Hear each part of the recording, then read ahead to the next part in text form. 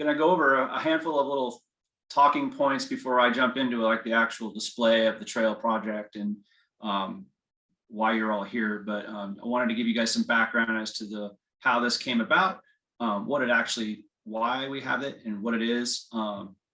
So I guess to travel back in time, about eight or 10 years ago, I was working in Eastern Nevada, and this idea came to me to, if there was a way that we could provide real-time trail-related data to the public. And I dove into the GIS world really hard, learned what I could, and it ultimately found out that the technology just wasn't developed enough at the time. And so I kind of walked away from it. And about 6 years ago, I came to the Payette National Forest, and my district ranger briefed me on the first week that I was on the forest, and he had asked me, based on some of the controversy that Central Idaho has with respect to the Frank Church wilderness and trail maintenance in Idaho in general, there was a real need to sort of tell our story a little better to the public in Central Idaho. There was this myth that the Forest Service doesn't do trail maintenance, when in fact we do a lot of miles every year, but we just don't report it out far enough and wide enough to really squash that myth that we don't do anything. So he tasked me with looking into this again a little more seriously, and I was able to sort of tie in with our regional office GIS program. And the new advent of Arcgis Online is really the vehicle and the technology that's allowing us to provide more data in real time to everyone who wants it. So took us about a year and a half to develop the look and the actual operations of this the mapping product. I have two mapping products. One, version 1.0 was the Payette National Forest specific trails map. And that really was a proof of concept and was very well received. I was really surprised by that. And then subsequently, we were kind of reporting out to it in the larger management scheme in Idaho with how we manage the Frank Church. And my ranger kind of threw me under the bus and said, this thing's great. We want to see it farther, a little bit bigger, more developed. Can we do one specific for the Frank Church? And I basically took that on, and it was about a 1.5 year, 2 year process to develop that. In the process of that, we kind of tweaked it. So it's totally version 2.0. And I'm going to jump right into that and show you guys where to go, to how to get to it, and then show you a little bit of the functionality of it. And then I'll show you kind of the backdoor way that I use it as a manager to provide updates in real time once I get information from the field to sort of show everybody what we can do. So with that, I'm going to share my screen here. So give me a second. And Jimmy, let me know if you can see it. Just want to make sure. You bet.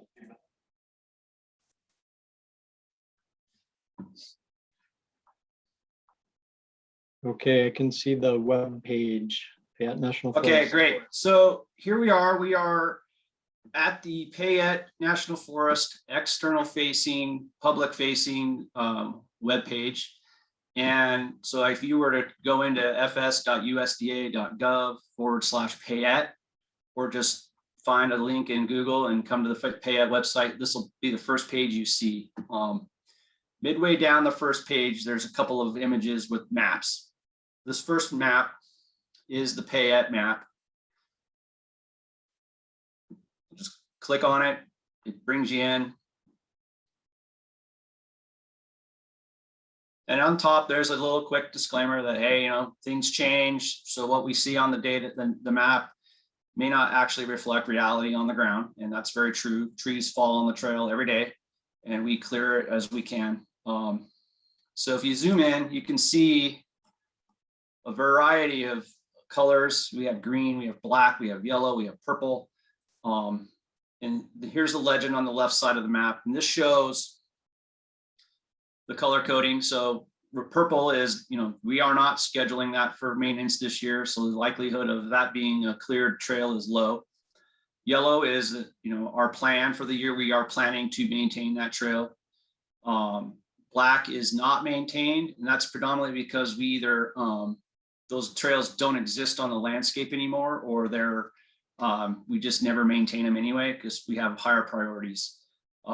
Red, which we don't have any red on the map this year, thankfully, is closed.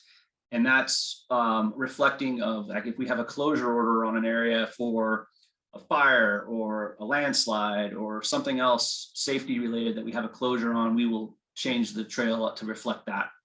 And we also put a link in the data in the pop-up menu, which I'll show you here shortly. Green means go. Green means it's been maintained. And that's really the bare basics here. If I was to zoom in a little bit on a trail that we've maintained this year, this big green trail is the Big Creek Trail. It runs parallel to Big Creek. It's about 45 miles tip to tip. It goes from our wilderness boundary here on the left all the way down to the Middle Fork on the right, in the heart of the Frank Church Wilderness. And so a user can come into this map and click on a trail, and you'll see that it highlights a section. And so we've kind of broken the trail data down. So instead of one giant line reflecting 45 miles of trail, we have it broken down into like smaller increments. And as you can see on the pop-up here, zoom back out. Come on, guys. All right. Little pop-up with information. It tells you the trail number, whether it's been the status of the trail. So it's showing that it was maintained. It is a non-motorized trail, being that it is in the wilderness. We are the maintainer of that trail, and normally I have the option to reflect our partnership groups that maintain trails. And so if they have maintained that, then we'll change this to reflect that they're the ones that actually maintained it. And it also gives you the segment length. So this particular segment here is 4.21 miles. And we can, update these segment by segment as our trail crew and wilderness rangers maintain these segments. So this is the version 1.0. This is what it looks like. It's pretty basic in a lot of ways. I'm going to go back, I'm going to take you guys into the big project that we've been working on, and it's only been live for one season. We made it live last year, and it was pretty well received. So this one is the Frank Church specific map, and it has a different type of interface entirely. So instead of just going right into the map, it brings you to a landing page. You actually have to click here, proceed as guest to come in. And you'll see there's this thing, how to submit a comment. And that is because we built this, this interface for this map in a way that people can go out to the woods, go hike down trail, and if they encounter landslides or massive downfall or something, even if it's just a cool picture or something, an experience that they had out there that they wanted to share, they have the ability to submit that back to us in a form of a comment. So here we are in the map. You can see that it's just the Frank Church Wilderness here in central Idaho. If I zoom out and give you a better idea of the size of the Frank Church and where it's located, you can kind of see the state boundary there. The stars on this map reflect the actual comments that we've received, and you can probably see that on the right-hand side here. There's these various comments and dates associated with them. Looks like the last comment we received was in December, and if you click on that, you can see what the comment was. Somebody was giving us feedback here on this one in particular, but submitting a comment is very easy. You just click on this bottom right red tab that says submit a comment. It'll ask you for various pieces of information, and that some are required and some are optional. Like, you don't have to share your personal information if you don't want to. You can make a comment. You can select the kind of category of the comment.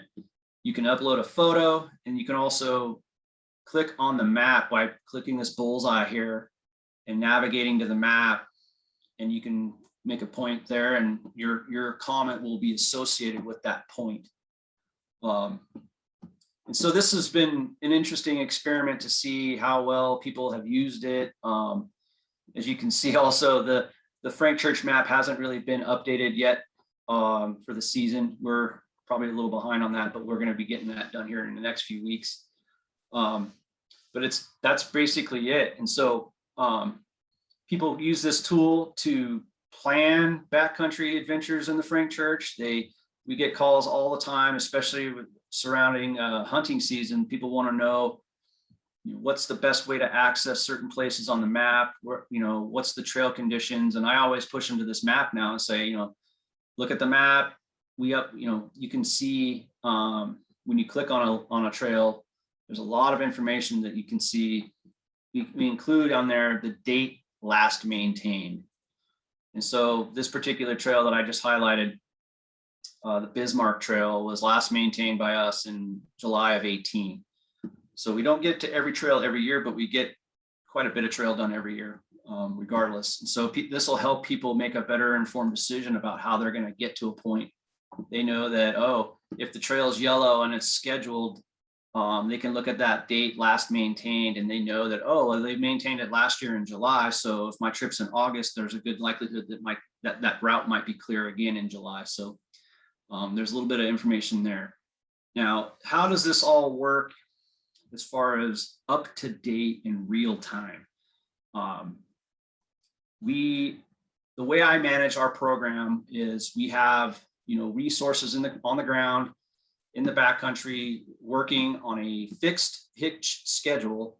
So we have a plan that we put in place every season where these resources on the ground out of this area, they do these trails, and there's a hitch by hitch, we know where they're going to be on the ground, and so we can update the map on our daily basis if we need to. They call me in on the radio to check in, and I know that day 3 of their hitch, they should be a certain distance down each of these segments that we've assigned for them on that hitch, and then they will actually tell me, hey, yeah, we got hung up. There's way more downfall than we expected, so we're going to be a little behind, but we've maintained this segment versus that segment. And so while I'm on the radio with them taking that check-in, I have the map pulled up, and I can show you guys the back door that I use. This is the view I have from my office computer. I'll zoom in to like the Chamberlain Basin area just to give you guys a functional look. So I have a guard station here at the Chamberlain Basin guard station. It's accessed by foot traffic only or airplane. There's an airstrip associated with this place. And so we get a lot of traffic through here. You can kind of see the airstrip here. It's a north, south, and an east, west. It's basically a multi-use type of trailhead access. And so if I get my crew calling in and saying, oh, we've maintained the segment of the 001 trail from Chamberlain up to this trail, the Flossie Lake Trail, I'm getting that information real time on the radio. I can come in here. Oh, my Zoom thing's in the way. I can come into the map, click on that trail, and I have a little pop-up that shows edit. So then I click on that, and another pop-up shows up. And this is where I can make everything happen. Like instead of scheduled for maintenance, I can say it's been maintained. I can update the date last maintained here to reflect to today by clicking on the map, on the calendar here.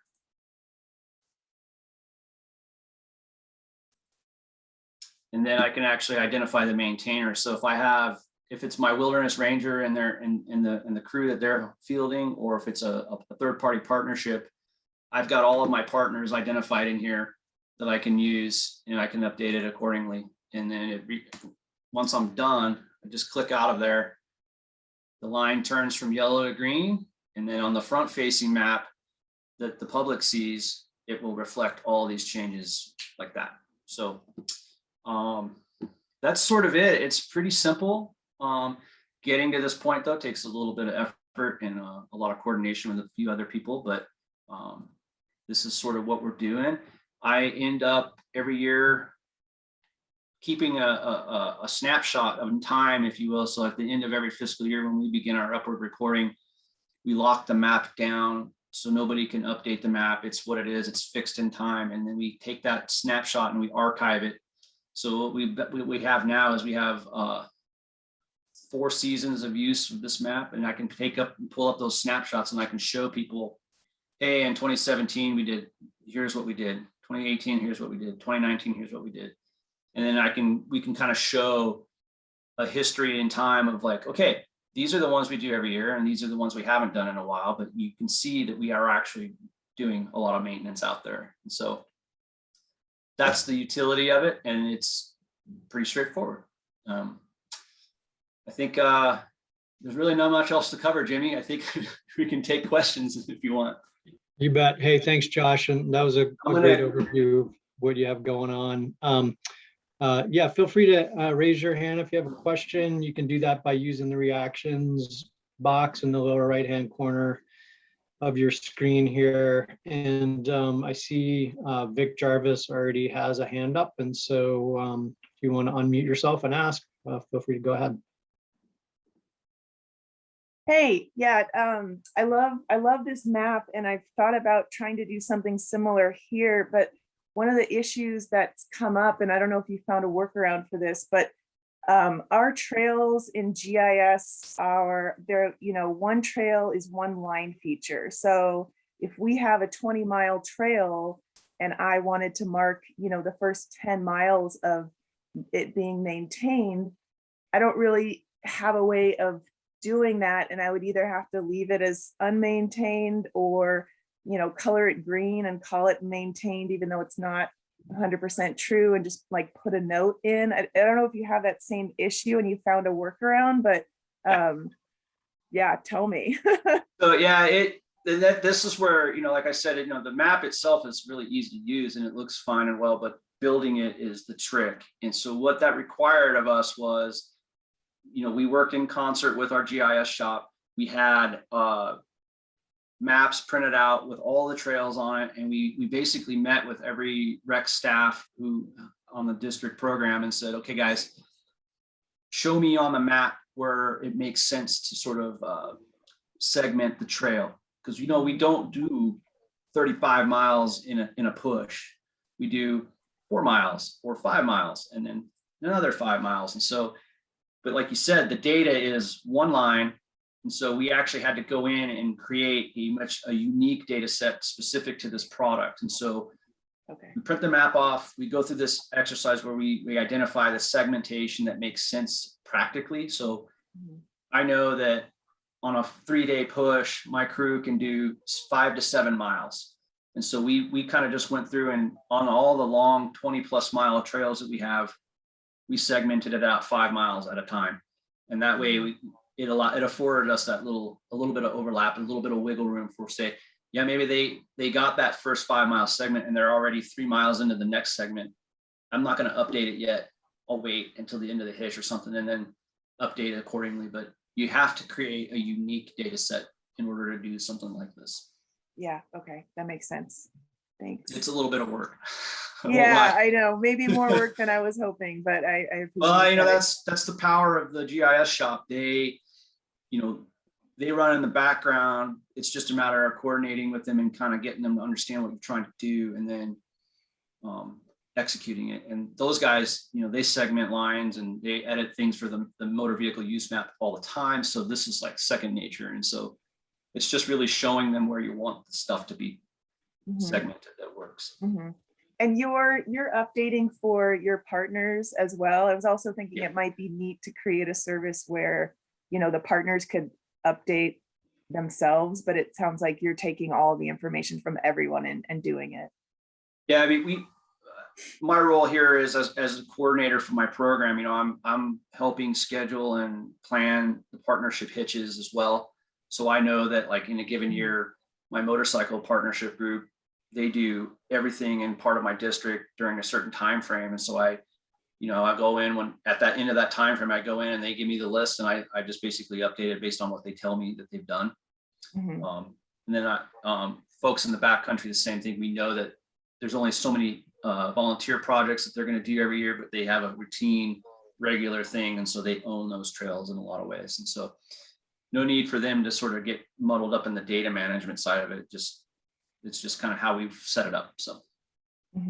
Yeah, thank you. You're welcome. Hey, Josh, I'll jump into the questions in the chat box. And again, if you have a question you want to ask, you can raise your hand as well. I'm going to break this into a couple of them. Is this a project that was developed for your specific unit? And do you have plans to expand mapping for other units in the region? The answer to that is yes, all around. Originally, and that's why I showed you guys the Payette map first. That was the original intent, was to sort of proof of concept specific to the forest, to show what it can do. It also, the thing about it too, is that it shows what we're not doing. A lot of people took a little umbrage with that, because, you know, while we're showing that we're doing great things and we're maintaining so many miles, this map also shows you what we're not really getting done.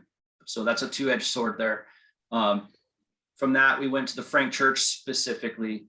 And since we've done the Frank Church map, Jimmy and Kent Wellner up there in Region 1 have done an amazing amount of PR for us to sort of share this thing far and wide. We're trying to get a greater level of adoption. There is a lot of utility in this map that people don't understand necessarily, but it's a lot of work to build. And so there's been a little bit of a reluctance to sort of take it on, but Region 1 is looking at expanding this use. So I'd like to see it go bigger than that, but it's a matter of time, I think. Good.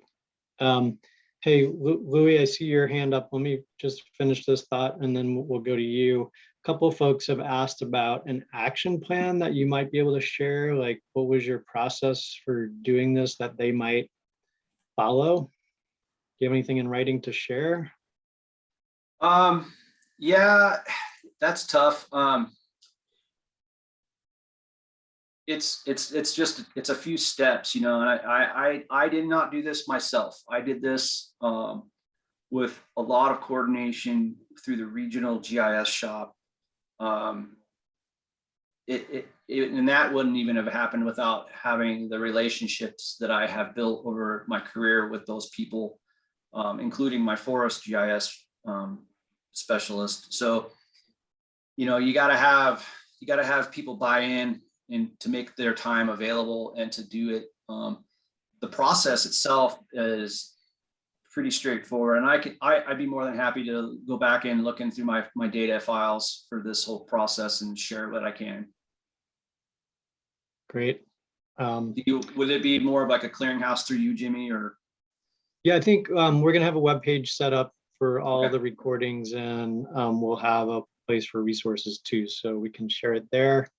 But yeah, the idea of maybe a cookbook for how to do this yourself seems like a potential future project for some of us as well. Great. So Louis or Lou, sorry, I see your hand up. Please feel free to ask and correct me on your name.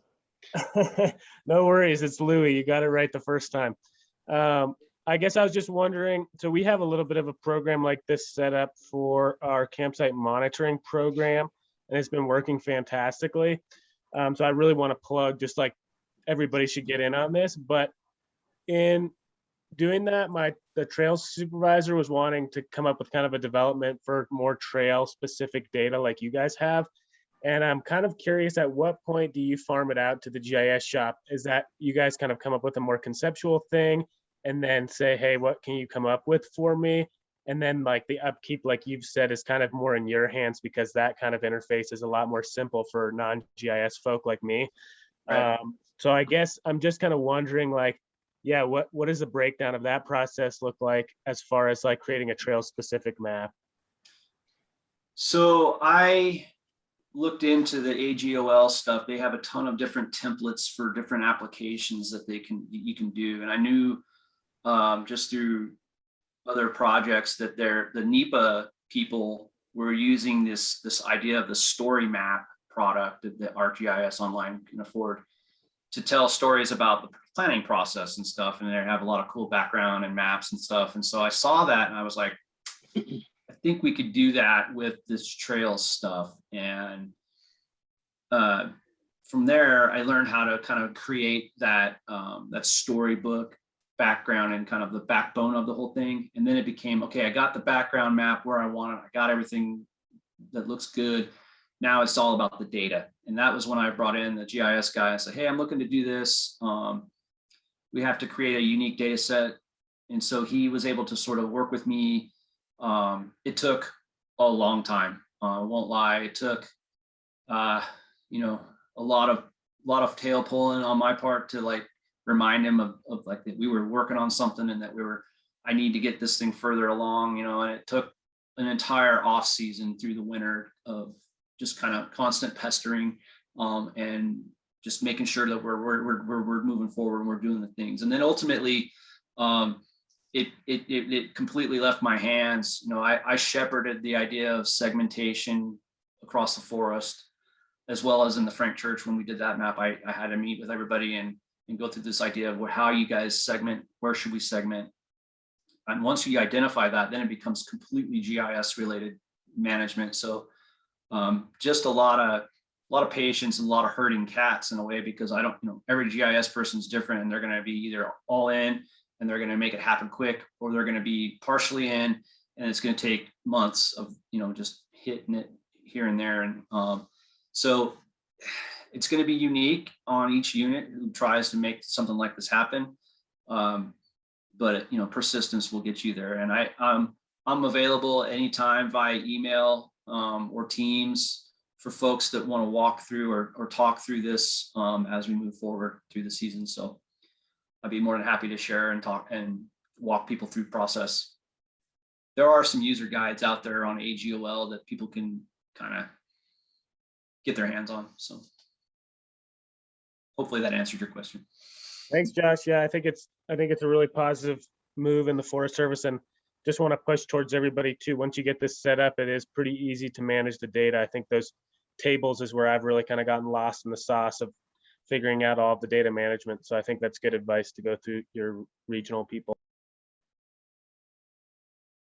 Yeah, ultimately the AGOL stuff requires a regional level review for it to be published and be available to the public. So there's a lot of checks and balances that go into creating a product like this before it is allowed to go out for public consumption. So they definitely will be involved.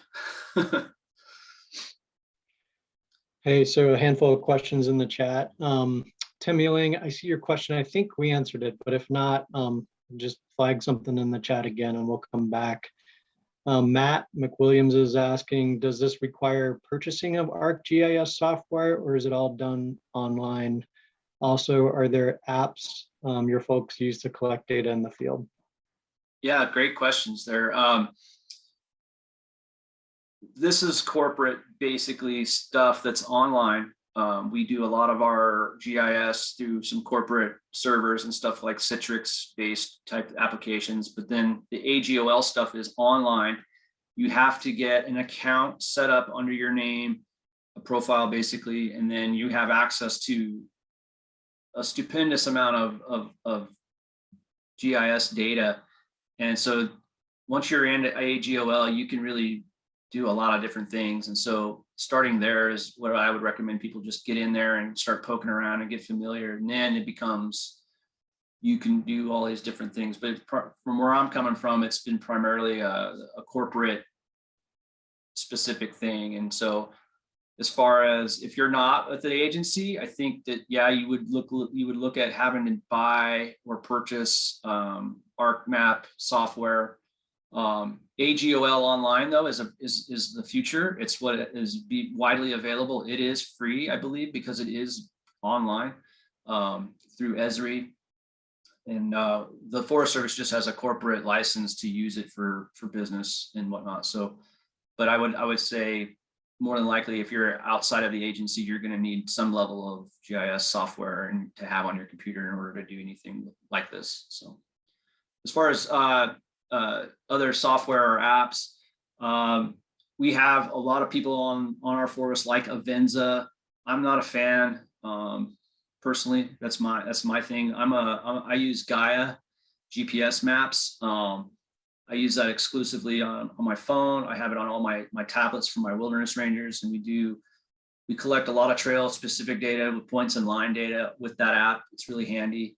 I do a lot of trail running outside of work, and so I use it, to keep navigation on, and I track myself, and I actually do a lot of data collection with it as well. So there are other mapping apps out there. I haven't really messed with them because I think Gaia is really cutting edge, top of the line, and it's a paid for type of thing. I pay for that account that I have with them, but I have access to a ton of base maps and in the full suite of services that the app provides. So to answer Tim's comment there, those comments are public.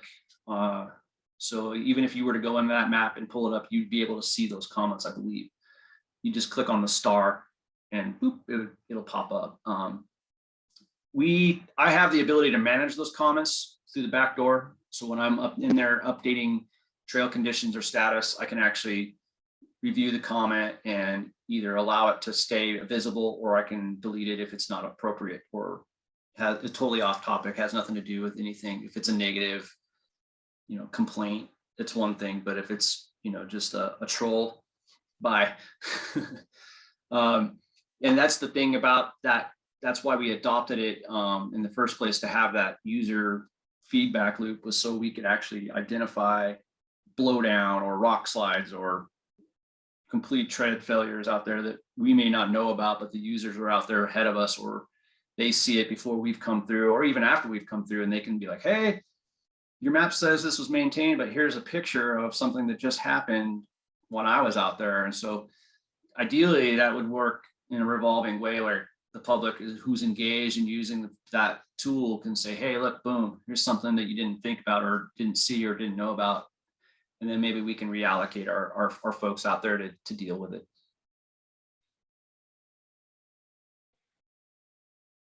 Great. So I see a comment from B. Mitchell and just want to make sure you've seen it. It says great platform. Ours is similar, but utilizes a GUL account. And so that is volunteer stewards can collect data as well as Forest Service staff. And I think that's Brandon Mitchell. I think he put a link in there as well. Might be worth a future conversation comparing and contrasting those. Another comment from Sarah Smith. Yep. She noticed that there were no trail numbers or trailheads. Any thoughts on that? Yeah, we wanted it to just be we didn't want it to be a very busy map. We wanted it to be specific to the actual status of the trails. When you click on the trail, it brings up the trail number. And that, but there is a part of that where we are, a few years into this process, and the feedback that we get or don't get is that's a perfect example of feedback that we haven't gotten yet. Like if it makes sense to identify trailheads as the starting points of things, that's something that we can consider and maybe put on there and identify accordingly. So wasn't a conscious choice to exclude it as far as, oh, it's not necessary. It's more of like, we just have a lot going on and we want to make the line color be the thing that kind of gives everybody the information. So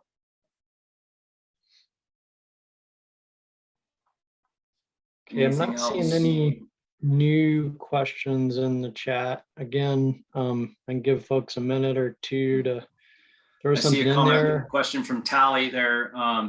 When we first went live with this map, both the Payette one and then again the Frank Church one a few years later, we basically kind of did our media blast locally, where Facebook, Instagram, Twitter, on the web page, in the paper, kind of sounding far and wide, and then emailing links to all of our colleagues within the region, outside the region, in the neighboring regions, just tried to kind of flood the market in a way with that information. And then it's just been something that people have either looked at and used or tried to adopt at this point. So.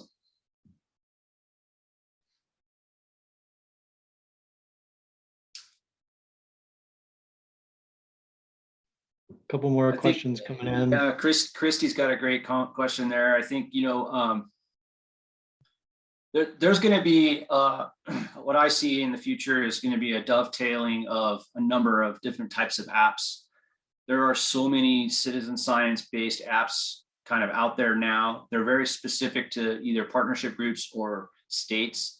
And I mean, I have apps on my tablets for my backcountry rangers called Wild Spotter, and that's specific to noxious weeds in the wilderness. It was developed in partnership with the University of Georgia a few years back, and we've been sort of pilot testing that.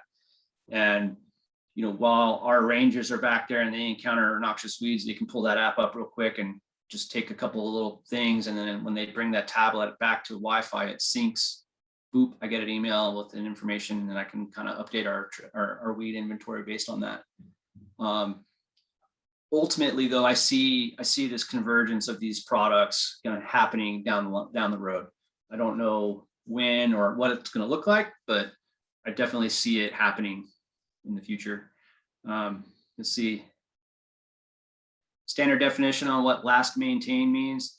Yeah, that's a good question. We're saying basically it meets any of those criteria, whether it was brushed, because when we do maintenance, we're brushing, we're doing tread, we're doing drainage, we're fixing anything and everything, we're cutting it out.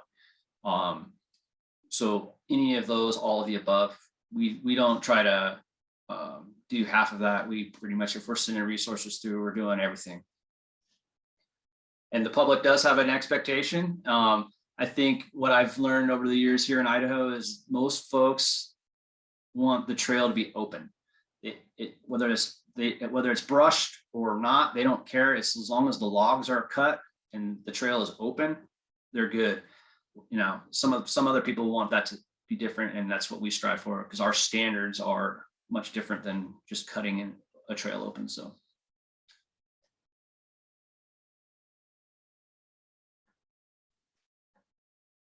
Yeah, I see what you're saying there, Vicky, as far as maintain the standard. I wouldn't couch the way we're updating our map in that way. I think we're maintaining trails to standard or not. And we know the way we do our programs here on the Payette is if our partnerships are coming through ahead of us, they're basically cutting trail open, and then our crews come in behind and brush and do drainage. And so until that actually happens, the second, the brushing and the drainage comes through, we don't turn the trail green. Hey, so Olivia brought up a question, something I hit on when we started, the session yesterday on digital kiosks and management. With this as well, has there been any effort to connect them? That would be cool. I mean, yeah. I could see, having a digital kiosk at the Big Creek Trailhead, which is our jump off point into the wilderness, where a person can get the information that's relevant, and then the trail map is built into that app on the kiosk, and so they can see right there before they actually even leave the trailhead whether or not something's maintained or what. I mean, that'd be great.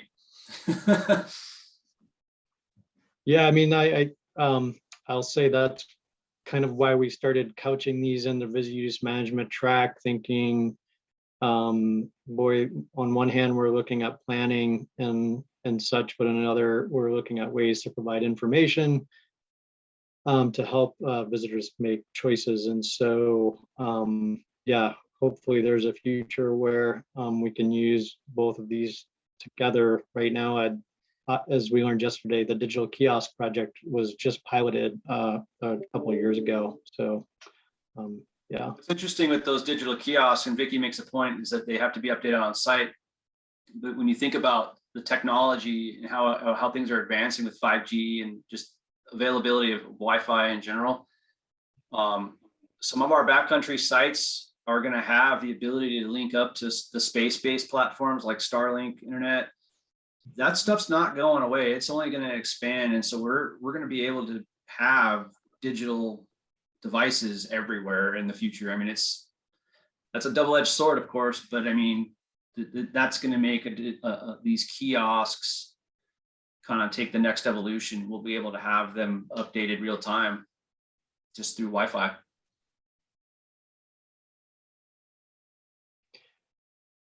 Hey, I'll just let you know that I threw the evaluation form in the chat as well. And so as we do start wrapping up in a few minutes here, if you could take some time to share some feedback on this session, that would be great. We don't need to cut things off yet, though. We still have 8 minutes. So if you have any questions you want to ask Joshua, now's the time to do it. I also put a link to the Payette website in the chat. I don't know if Jack Haskell had asked where he could find the map, so I don't know if he saw that or not yet, but look in there. I put the link in there. It's just an arcgis.com related link. So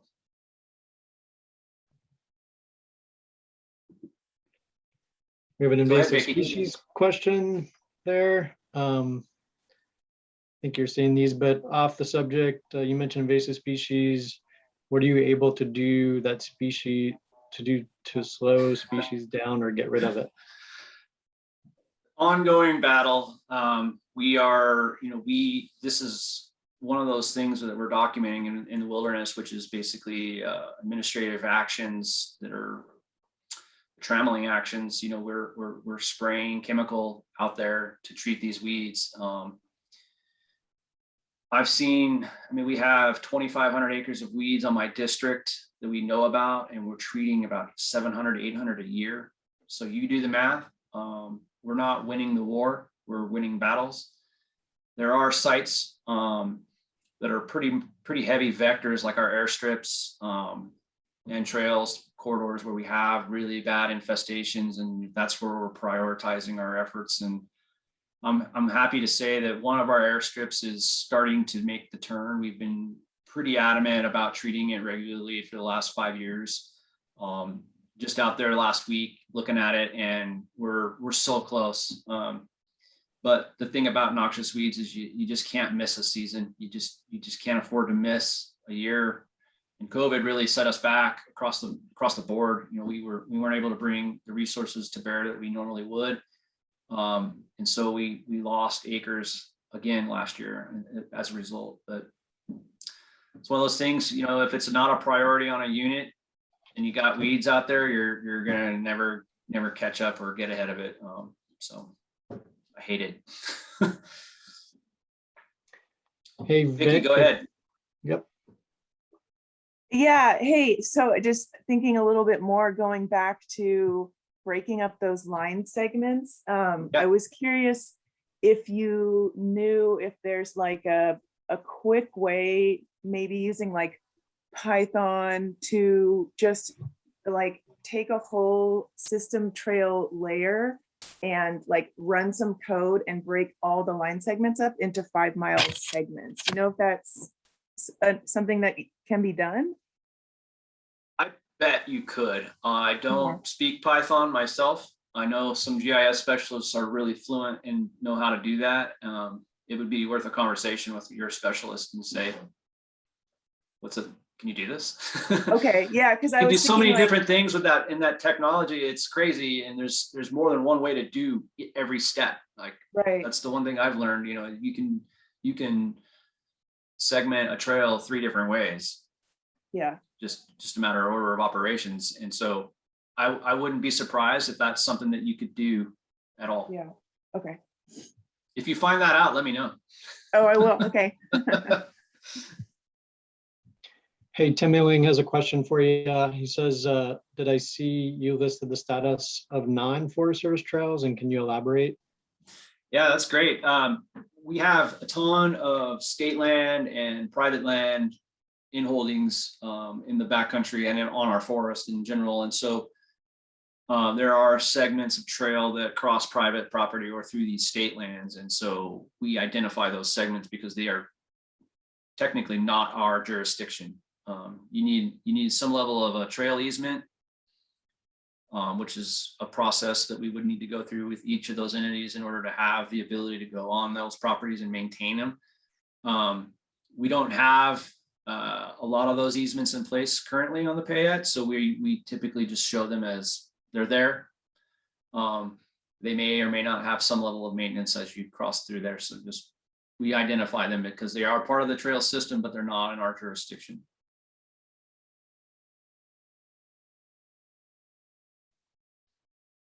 Okay, Cool. not seeing any more questions. Gonna give it one last round here. We got a couple minutes.